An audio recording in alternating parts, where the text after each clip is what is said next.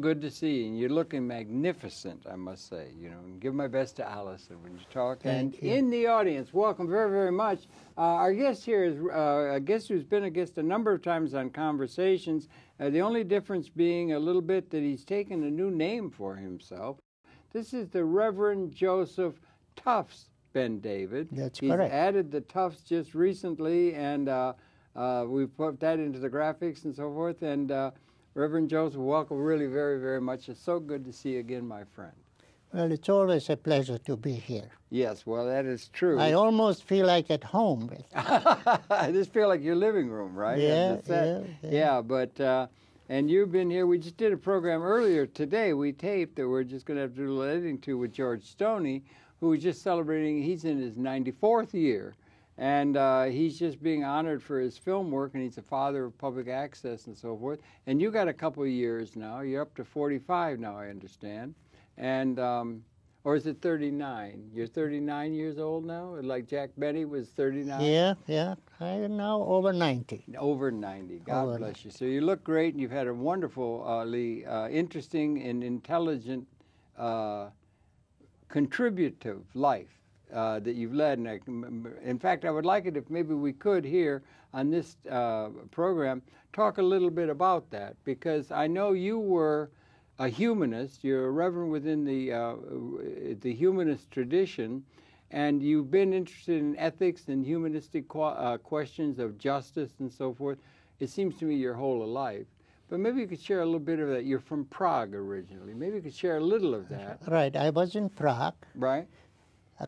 Actually in the middle of Prague, which is the middle of Europe. Yes, that's right. And in the middle of Prague, there is an plaza. The plaza where Jan Hus has a huge, it's a monument, and 200 years ago it was a place of execution and torture. And today it's a famous place for tourists with restaurants, and everybody's happy, and they don't realize what was going on there, you know, a couple of 100 years ago. Interesting. The same place. It's in tribute to a particular person? There was, no. There was the struggle between Catholics and Protestants. And they were, you know, the Catholics were killing all the Protestants. So, and vice versa? Yeah, and I was going to school there. Well, at that time, the Protestants were the ones who were losing, but the Protestants later on were persecuting other people. Yeah. So, you know, there's been a whole lot of persecution going on in the human experience. Is that not true? One group against another, And it's sort of that we want to talk about whether we can get over some of the animosity between various parts of the Homo sapiens species, almost as an imperative of the time in which we live. There are dark clouds. Yes, I agree with you. I feel the gathering on the horizon. And nobody knows what a catastrophe, if it occurs, will precipitate. See, 9/11 was a horrible thing, but much, much worse thing may happen. And once they happen, nobody knows what the consequences will be. Because each time in history, when there was a major calamity, it led to totalitarianism and dictatorship in the name of defense, or in the name of attacking the enemy. Seems to me much of human history could be written that way, or seen that way, of one power group gaining power over another, often by ginning up, as they say, the population against the enemy that's going to be fought. And that's the way, that's a good deal. James Joyce had Daedalus say, history is a nightmare of injustice, from which we're attempting to awaken. I think there's some wisdom in that. Well, you see, at this time in my life, I developed a kind of a paradoxical philosophy. Okay. Which means that while it is a horror, it is also a blessing. That's a Chinese saying, is spare us from living in interesting times, because interesting times are so two-edged sword. You know, the really interesting times are times where the stakes are very high, and it's very, you know, like the time we live in now, in a way that I'm not sure it's generally recognized just how existentially significant, in a new way, is the time in which you and I sit and talk now. Yeah. You know, like, take just a car, an automobile. It's a miracle. Yeah. You know, you sit in it, and it can turn on a quarter, and you know, take you across the continent. I mean, the computer is a miracle. You see, and the progress in terms of health, and we can be very critical of the medical establishment, but people are living now much longer. Much longer. And they can cure certain diseases. So that from the positive point of view, it's a tremendous progress. And knowledge is advancing almost exponentially. In virtually every field comes a revolution every day of new knowledge of our understanding things, to which we had no way of knowing in the past, coming out of the past, and to which we would ascribe, you know, forces that were shaping the gods that were shaping the universe, because we didn't understand, but we do now. You see, but the big question... Compared to the past, I mean. The big question that concerns me is really the future of humanity, which means the future of my children. I don't want to see my children living in a dictatorship or living under conditions of utter poverty, or, you know. So what can we do in order to prevent the possible catastrophe? And I don't want to, I'm not a preacher of doom, so I don't say, you know, it's certain that something horrible is going to happen. I'm just saying something horrible could happen the moment when something worse than 9/11 will sort of occur. Well, 9/11 was very disturbing to New York City in the United States. We had, what, 3,000 people were killed in that thing like that, and it was a shock to the United States that had not been attacked. They were attacked as they saw it, so it was a shock to them. But I was just thinking back, having just read a little Kurt Vonnegut the other day about the firebombing of Dresden. And things that were going on. And I remember on the balcony the day of September 11th when it happened, and I think, now suppose it was wartime and you had something like that happen, that would be like, now if you were in a wartime situation where the enemy had total air superiority and could at will bomb whatever they wanted in a deal of great hatred directed at a great perceived enemy and locus of evil in the universe. What is actually happening in Iraq, well, in a much smaller way in Gaza. Okay, yes, but I was thinking of the Second World War, and if we had that thing going on, you know, that would mean that they'd bomb the World Trade Center on Monday, and on Wednesday they would knock out Lincoln Center, and then on Thursday they'd knock out the Empire State Building with total, you know, ability to do whatever they want, because they had unlimited, overwhelming power over defenseless people, and so it could have been a lot worse. Exactly. Here, or you understand what exactly, I'm saying? People who experienced 20 million people killed in the Soviet Union in the Second World War. East Europe had horrors that were hard for us to imagine, or either firebombing Dresden or Tokyo. They firebombed. They had total air superiority, and so what I'm saying is the weapons are so. 9/11 was a shock to our ego, but it wasn't a shock in anything like somebody who's experienced overwhelming force directed against them by an overwhelming power that had overwhelming power and could do whatever they wanted to people, which has been the lot of a lot of people who've lost wars in the past. Let me throw in an idea from the left field. Please do. And that love is left field ideas. The pathology of normalcy. See, what is happening is that, let's say, under the Nazis, when Hitler came to power. Right. Yeah? All the normal people, the normal Germans, right, the majority of them, right. they were enthusiastically supporting Hitler. They right. were, if you attended a rally Oh, yeah. under the Nazis, hundreds of thousands of people, millions of people would cheer at the top of their lungs. Like, you know, enthusiastically, and he was like God. Yes. And we have this situation. Mussolini had the situation, and under Stalin we had the situation. And so the question is, how do we deal with normal people so that they won't react in this highly destructive way and express the good part of their being, of their personality, which is also there. In all of us. In all of us. Yeah. So that, you know, I was just recently doing some quite interesting research into Carl Jung's psychology. Yes. Which is, in a way, very rational, yes. In a way, very emotional, and in a way, very irrational.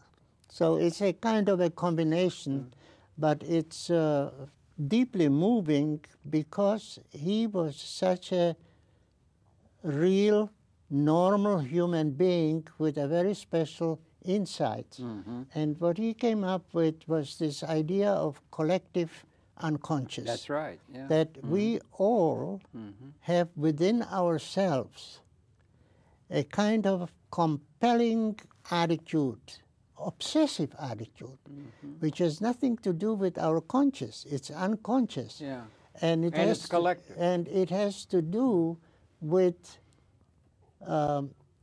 symbols, with archetypes. Yes. See? That have been ingrained in us during our childhood, and we are acting out under the influence of these internal obsessive forces, all kinds of things that have to do with hate, with love, with fear, and so on. Yes. And so unless we understand and they're not this, conscious. They're not conscious, so they don't know that is happening to them, you see. Right. Now, you can add to it then the collective conscious, you see.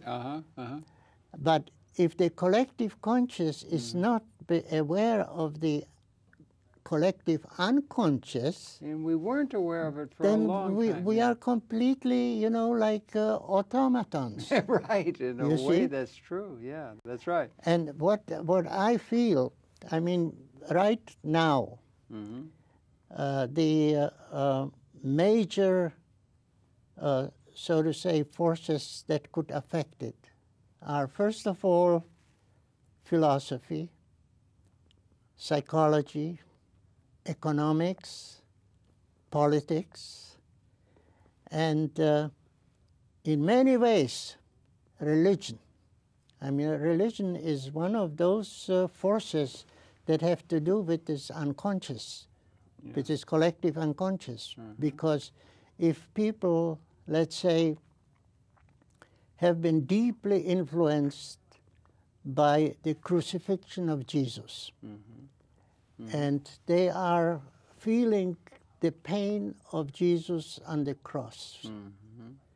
At the same time, they're influenced by this healing capacity of Jesus. And I'm talking now about the biblical thing, the archetypes, not reality. That is all, you know, religious, so to say, myth.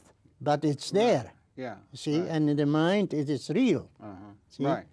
So if they are under the influence of such emotional factors, and then they add to it, let's say, the betrayal of Jesus and the role of the Jews in causing his crucifixion, then the potential for anti-Semitism and deep-seated hate against Jews is there, either unconscious or sometimes even conscious, because there are these rational reasons too.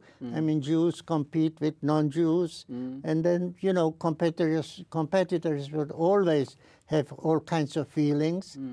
On the other hand, there may be conspiratory relationships between them. So the normality is a real challenge to deal with, and not just to say nice people are normal and bad people are abnormal, you see? Yeah. Because we have to look at it in depth. And those traits might linger or be there in all of us, and we're all susceptible to going off track on that. Yeah, and the main thing is that nothing is done in order to evoke within people the awareness of this unconscious, collective unconscious. If you look at the television, for example, all the programs there. So I'm talking now about commercial television. I don't have cable. Virtually all television is commercial. Yeah, but, it seems, I mean, right. until it gets over into it. Right. But particularly, you know, the free television that everybody is exposed to. I don't mean cable. For cable, you have to pay. But all right, for cable, and then the television that is free is usually peppered with advertising. Well, you pay, but you don't that way. And then even the public television that was something is done with all kinds of promo pieces and things like that, and long periods where they raise money by having people send it in. The money thing and the materialistic orientation and the need to have all focus of human attention on cash or money seems to be prevalent to an that's the economic. degree. That's the economic. Okay. But the psychological influence of commercial television is deep-seated in terms of providing the emotional material that is in accord with this deep collective unconscious. So what do you have there? You have violence, you have bad sex. You never have good sex. You have sex where people are raped, or where there is where there are children, you know, involved. All kinds of bad things. And then you have this exuberating kind of music that really provokes the inner collective, you know, integration of people in some kind of a ocean of noise and rhythm that just kills their individuality. And this is what this Carl Jung was talking about, individuation.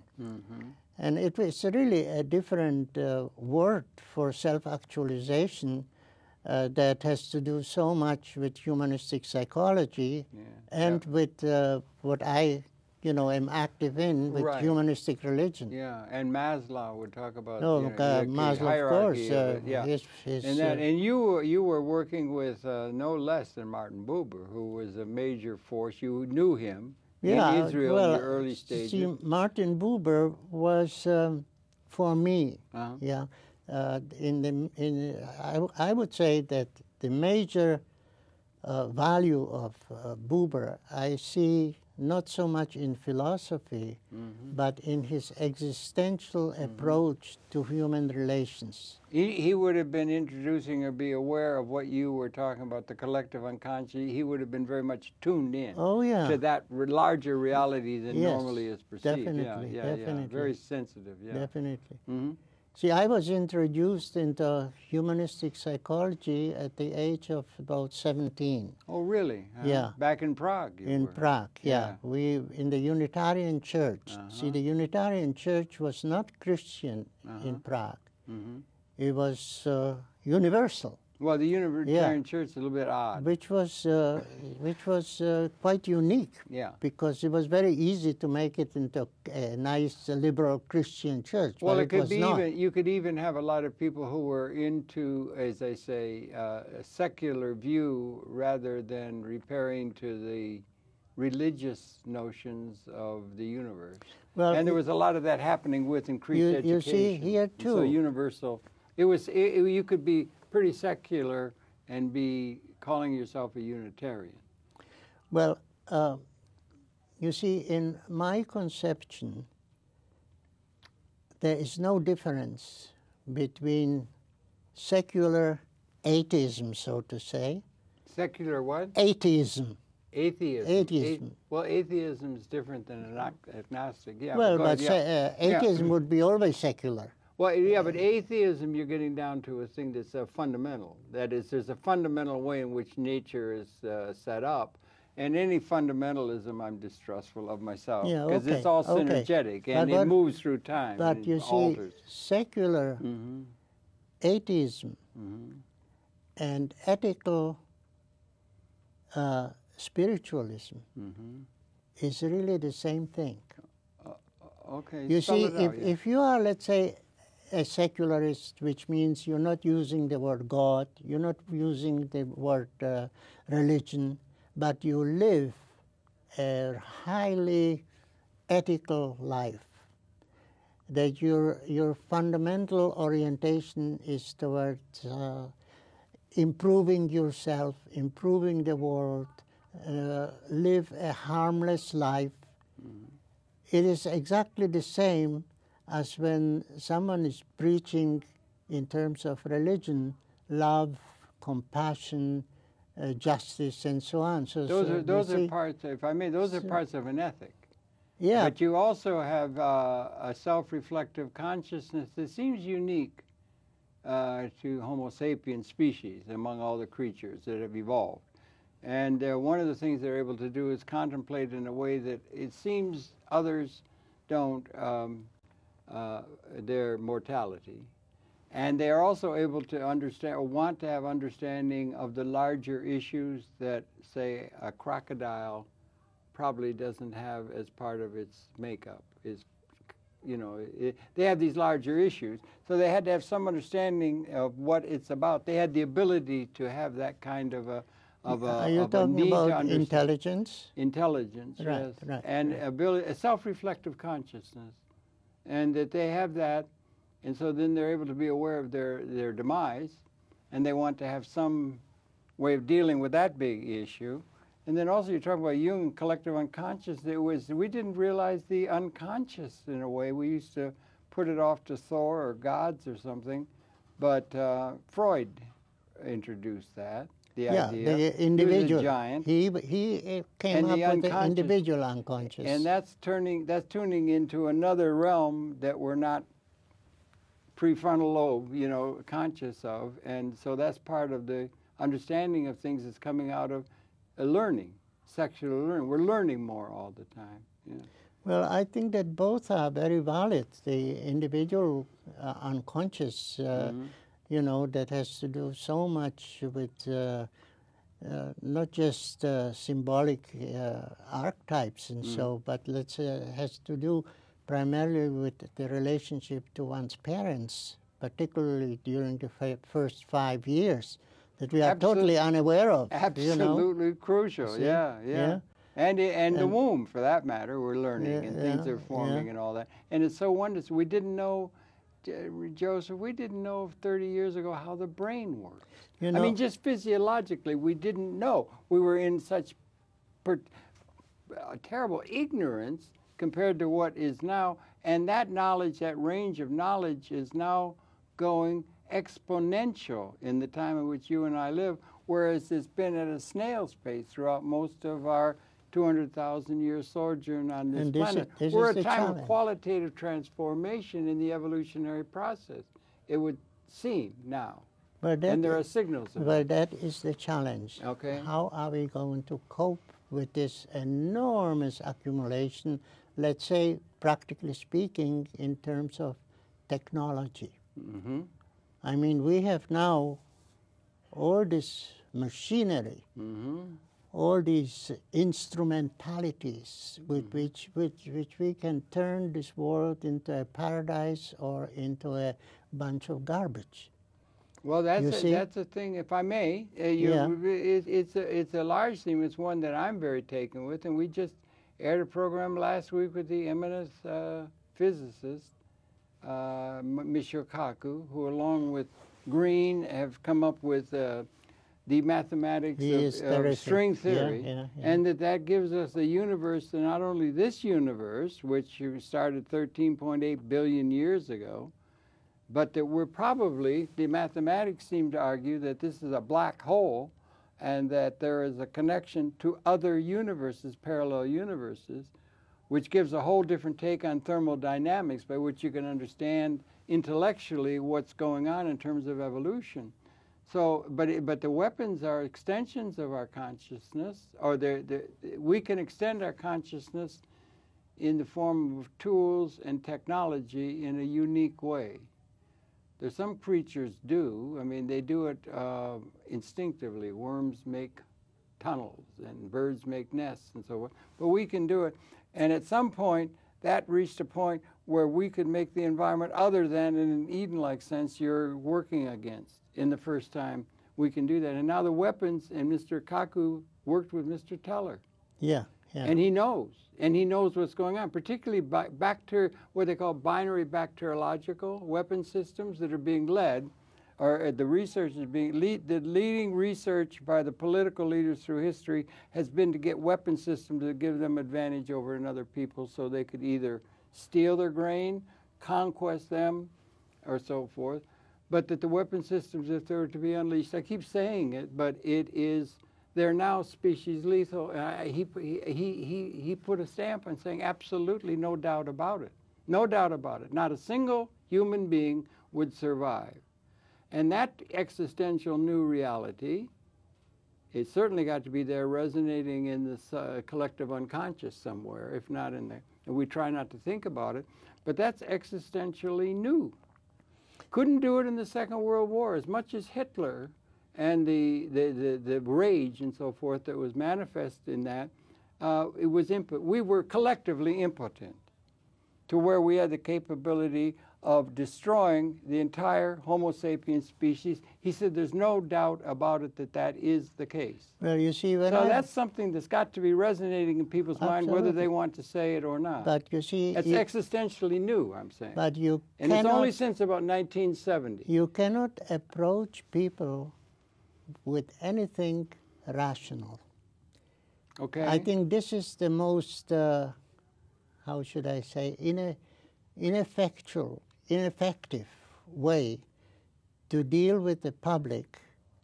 You think by so? Trying to explain to them that they are doing something self-destructive. Wait a minute. Okay, you see, so you cannot. There's no critical thinking. No, there's no ability. There's critical. No. Okay. Because they are programmed. Right. In a way where there is a complete inability to think in different ways than they are conditioned. So that if you come to them and you tell them, now listen, you were not born a Jew. Mm-hmm. I wasn't, no. No, I know, I think you, but that if you say to a Jew, you are not born a Jew, or a Christian, you were not born a Christian. And you tell them, you know, you were born a baby. And only later on your parents or whoever imposed this on you. Or and then brainwashed you into a Jew or into a Christian. You were conditioned by the environment. Right. Yeah. So you develop a kind of a, how should I say, solidified piece of character structure that you cannot crack by just telling the person, now look, Christianity and Jesus have nothing in common. That Jesus was a human being who was in a way a revolutionary, an evolutionist, and maybe even in many ways a myth, but he was not healing the lepers. He did not, you know, commit all these acts of miracles and so on. He was doing things, you know, as a good human being. Are you saying the tales or the stories within the New Yeah, Testament are not in any way accurate or true? They're just metaphors or they are myths. myths. Yeah, okay, right. Okay. You can't tell them that because they are brainwashed and they deeply believe it and they live according to it. And not only that, once they are able to integrate these myths into their lives, for example, that because they believe in Jesus, they are rich. They are what? They are rich. Rich? Or healthy. Or successful. Or successful. Well, that's what they've given these people have given. Right, they had right. Thor and the exactly. Arctic and so on. So and, you know, they've had gods to do that. Ancient Roman, Greek gods who were trying to play. Yeah. Well, so you can understand why and how the universe works. Before I lose my time. Yeah. This is exactly the point where rationality is a complete nonsensical entity to use in influencing these people to see reality. Well, you cannot do it with rationality. But that which I was just saying about the fact that apparently the weapon systems are now species lethal is not a matter of, you know, it's a matter of modeling. And knowing the destructiveness of them, it's a fact issue. It's not a matter of what people think about that fact. Right. It's something that's new. Yeah. Like Homo sapien was new on this planet 200,000 years ago when they appeared, our ancestors, out of Homo, you know, erectus, or Homo habilis, or whatever we came. So that that there are certain principles and things like that. But the point I was trying to make is this time in which we live. You and I are talking now, what's the date? This is October 11th of the Christian era, 2010. Yeah. We're living in this era or something. This is the defining moment in the whole evolutionary process of humanity now. When you get to a point where what you've been doing, there's an old gospel thing, ain't gonna study war no more or something. So what is your sort of feeling about what can be done in that particular state? Well, I don't know. I mean, I'd be happy to talk about that. I think it would be nice if that was in people's consciousness very, very prominently. Yeah, but you cannot put it in rationally. Well, not rational. That's not how do rational. you put it in? No, I don't think it's in their consciousness. I don't think it's rational. Well, you're going to have to get over. No, that's a fact. It's a fact thing. It's like Pasteur had a hard time convincing people that there was a thing called Pasteur, who discovered there is a thing called a germ. I can't see the germ. They didn't have a way of seeing it, so we had to learn. We've had to learn over a long haul. Or Galileo, they put in the dock or in the prison for saying we were not the center of the universe because people's identities were wrapped up in a myth or an idea that was very important, and it was hard. They didn't let him off the hook until 12 years ago, the Catholic Church, for saying we're not the center of the universe, when obviously it was known, and we are. And so it's old ideas that are conditioned into people, particularly economically advantageous to them, or patriotism, or your loyalty politically or anything, is conditioned into people and so forth, but there are facts. Well, we had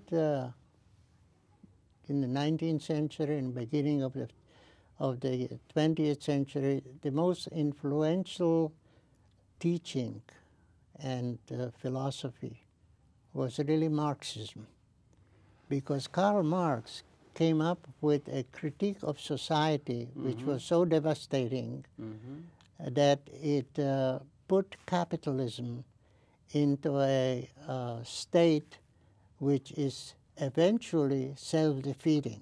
Now, it didn't work this way. Capitalism is now the major dominating the economic system. Well, it is. Now, we don't know how long it will last like that. But it may be in its death throes now, in terms of its heritage. But Marxism in itself, which was most radically promoted in the Soviet Union, you see, also failed. It didn't fail only because it was attacked by the forces of international capitalism, but it failed because it also was imperfect. That's right. You see? Yeah. So now, at this point, where just as you said, we are at a crucial state where self-destruction is possible because of the first time. Even right. Cuban Missile. Now wait. There would have been survivors. No, wait. I'm interested only in anything that provides a glimmer of a shift towards a more positive state. Oh well, now, yes. You see, when I was still more normal than I am now, I believed in the struggle for justice. Well, don't you now? No. Yeah. No, you don't. No. That's interesting. Because you can, it will kill you, and you will not achieve anything. Okay. So this is, Martin Buber was great. Yeah. So he said, don't start the state of Israel by force. Right. You will unleash something, enormous. Yeah, that may be the But the Jews did not want that. They didn't listen to that. Well, okay, you see? yeah. And you were Jewish, right? Saying, well, you were Unitarian. Well, a long time Jewish? before. I'm not Jewish anymore. I gave it up because it's just one of the... But you're in Prague when you were a young man, you were Jewish. It was Jewish family. Only when I was little boy. And you escaped? I at the age of 13, I gave up. Your mother was a Jew. My mother was very, so you were Jewish very, so you're very Jew. liberally Jewish. But that would be a racist attitude. I know. Because of my mother, I'm not a Jew. And we might just say you escaped to Israel in a way, or what was Palestine at the time, before there was any Israel. Yeah, but at that time I was not anymore a Jew. Because I gave up Judaism. You were how old? 20 or so? Or no, At the age of 13, I became an atheist, and at the age of about 17, I became a Unitarian, officially, a member of the Unitarian Society. Okay, right. Okay, so Judaism was out. Okay, I was very critical of the Bible, although I keep my Hebrew Jewish name because I'm not ashamed of my background. Yeah. And I also find that the Bible, as terrible and horrible as it is, has some very great wisdom and some very profound vision that should be sort of affirmed. I think they do, yeah. The religions do have that, yeah. So, philosophy. that I stopped believing in the struggle for justice. Because as a young man of 17 or 18? No, that not later when I got older. Yeah, if you I believed that for a long time, right, you see. Because it's like trying to resolve a situation by conducting an operation in something that is so complex that you are just sticking the needle or cutting the knife into a small piece of the organism, which does not lead to the basic change of anything. The change of everything, and if I may... And not only that, the struggle for justice, wherefore you liberate people, and then the same people who are liberated become dictators. Not always, but sometimes. Yeah, and also at a sociological level, I was just thinking today, is that, we have a term, Kuhn, he said paradigm. That is a whole series of things that are part of, let's say you've got a theory of the evolution of a microbe or something. You got a theory, and then there's a paradigm shift or the big change, which involves a lot of subparts of an overall system.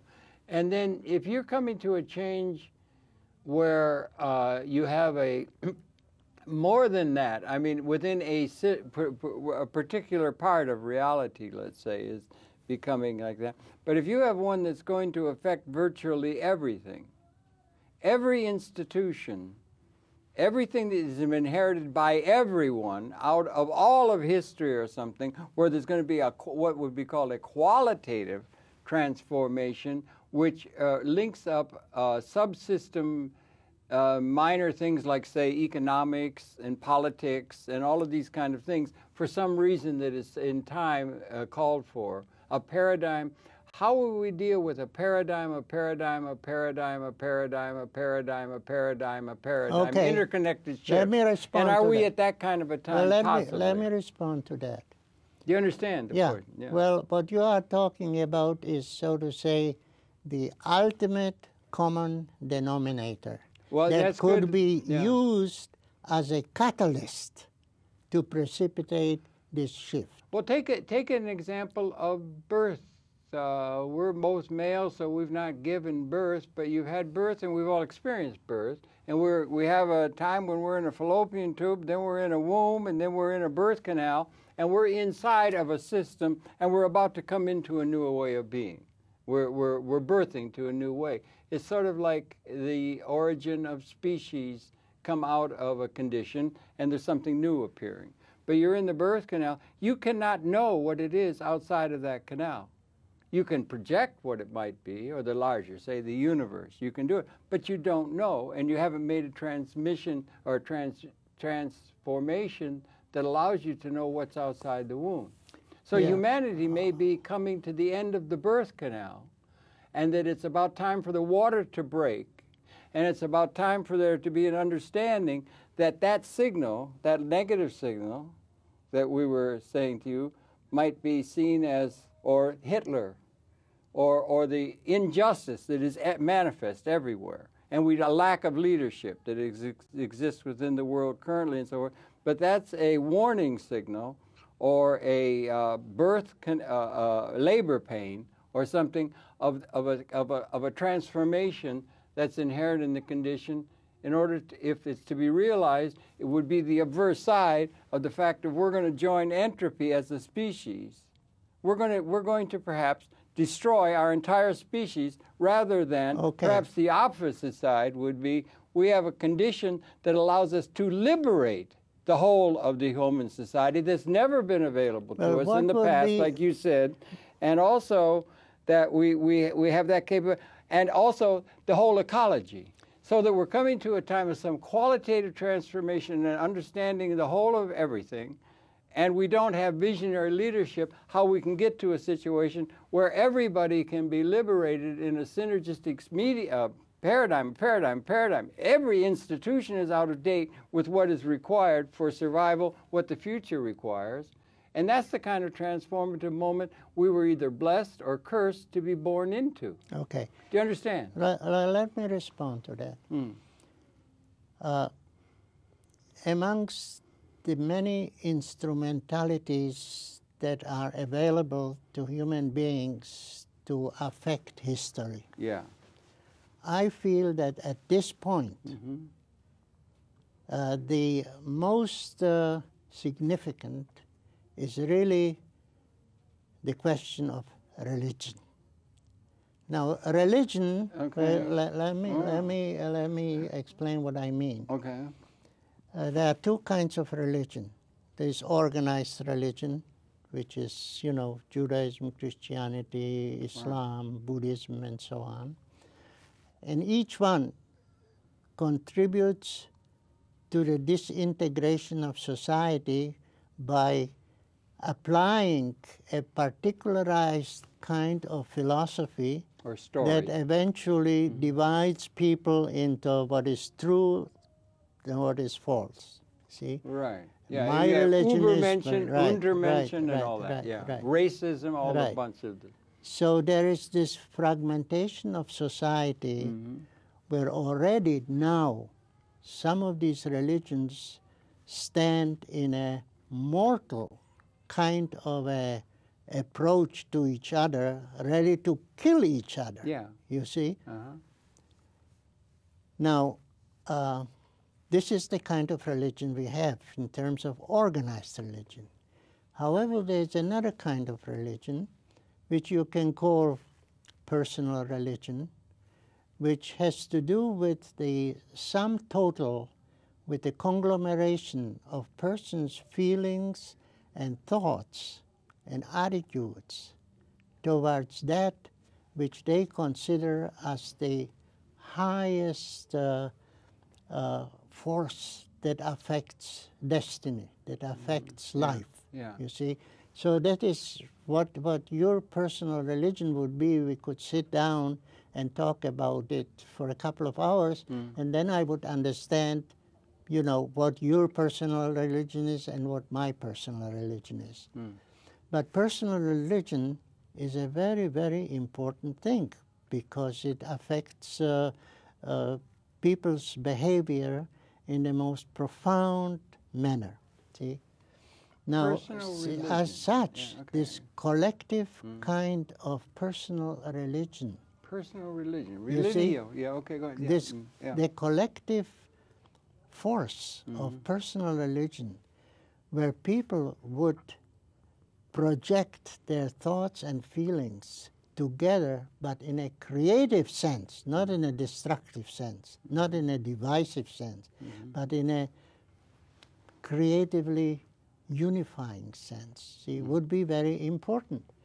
That's why I started the Church of Humanism, which in itself is an organized little religion. It's so tiny that it's almost negligent, you know, but negligible. Negligible, right. But as such, you know, in principle, it's huge because it is based on two factors, many, perhaps more, but the two which I would mention is, number one, God, well, which in itself is the most controversial part of it, but God is certainly the element of it, and secondly, humanistic psychology. Now, why God? See? All these organized religions, except, let's say, Buddhism, but the three major world organized religions, Judaism, Christianity, Islam, they are centered on the idea of God. Well, as you were talking and about... it both, it divides them, and it also could unify them. But it does not unify them because in actuality, the God of the Christians and the God of the Jews and the God of the Muslims are different gods. These are not the same God. They may all claim that it is the universal God of everybody, but in actuality, these are different gods, and the question is, are they really gods or are they idols? See? Now, what is the difference between a god and an idol? An idol is the belief in a deity that does not exist except in the minds of the people. If you create an image of something that does not exist and you believe that it exists, it does not exist, but in your mind it exists, and that's an idol. See? Now you can worship it. You can go and kill people in the name of that false image. Right, right. Yeah. So the idea is there a real God? And what is it? Now here is where the Church of Humanism, in a kind of very careful way, could contribute something.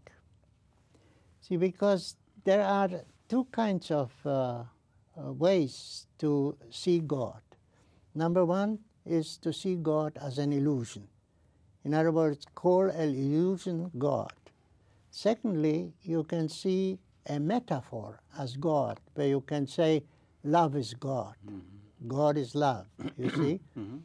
But the third is God as reality. Now, that is the most difficult part of it.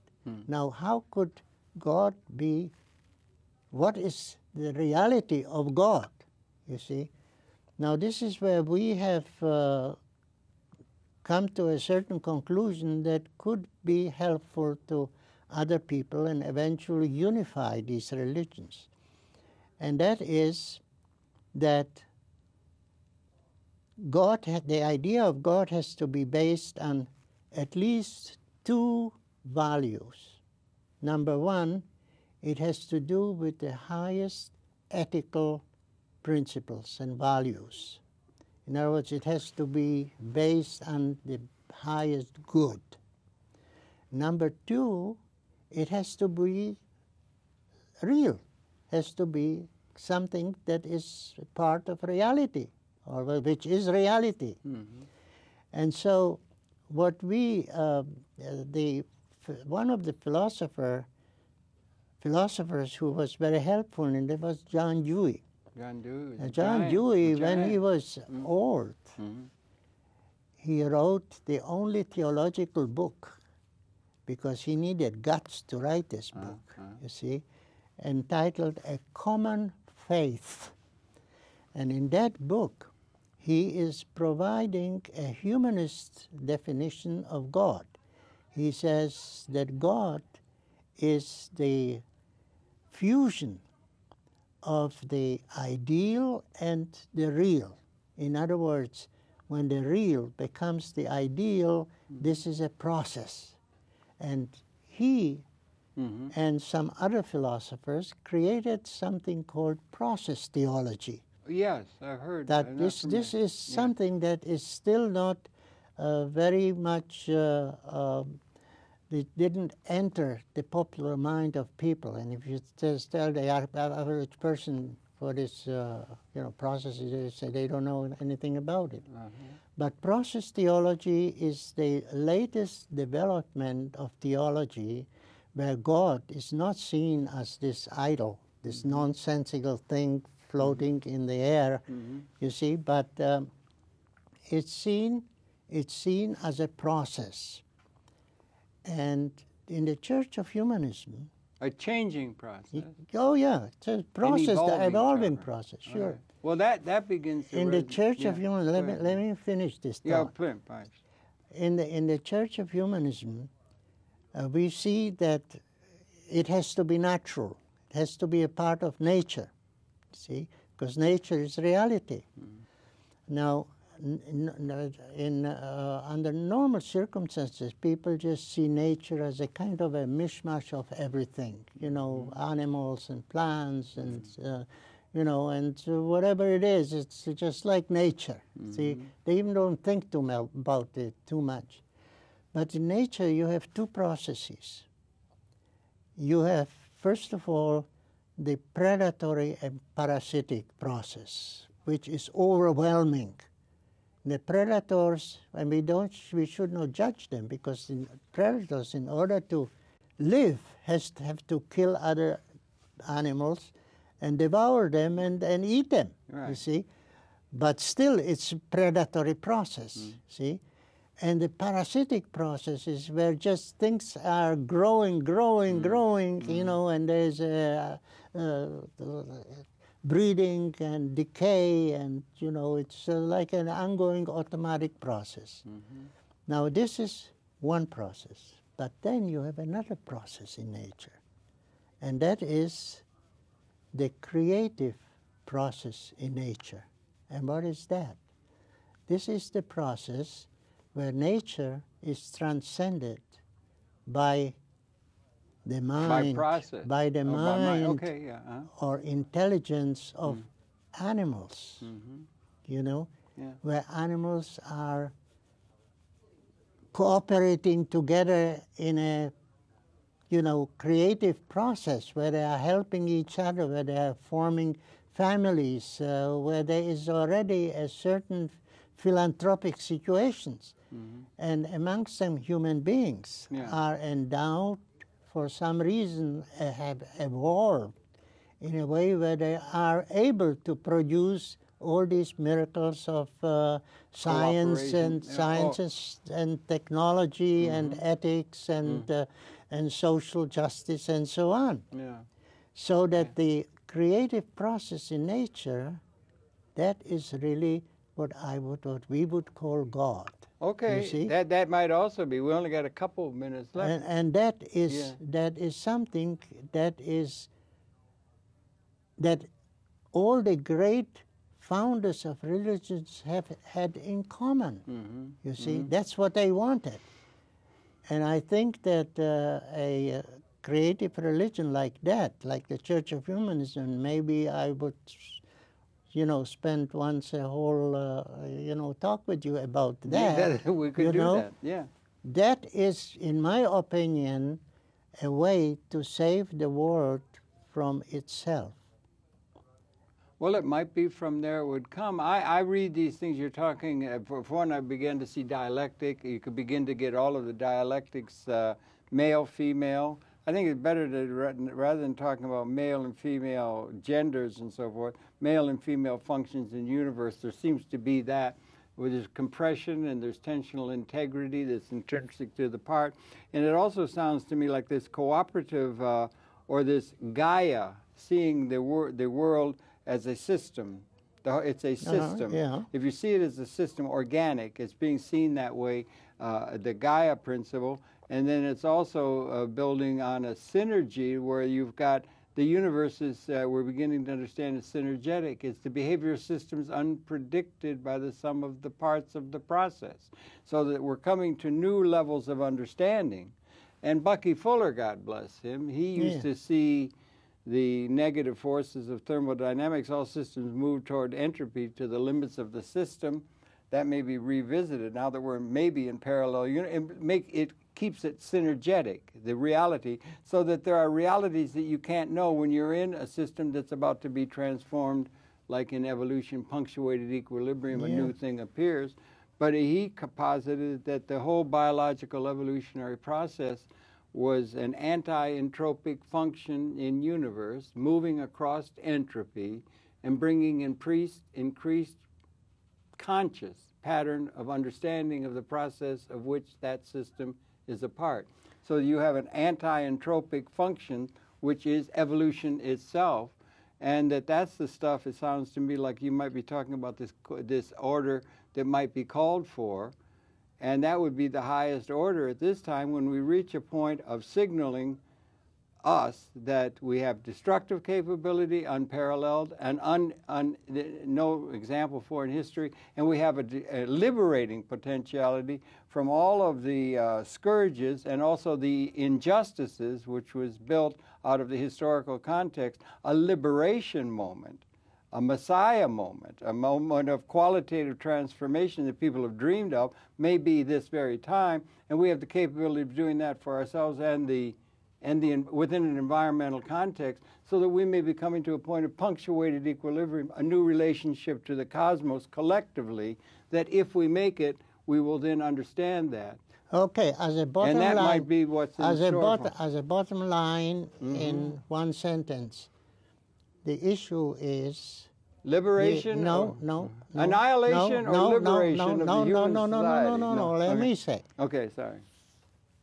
The point is the ultimate concern for the future of humanity in a universal sense, because the ultimate concern means the engagement of the persona and the collective engagement of society in that which will produce this kind of a positive situation you are talking about. Well, if we have it, I think it's either we're either going to annihilate or we're going to liberate, let's just say at one level, humanity. Exactly. That's a large order. Well, that's humanism. We don't have that now in terms of our political or even our intellectual leadership that has any say in terms of the way things are being structured.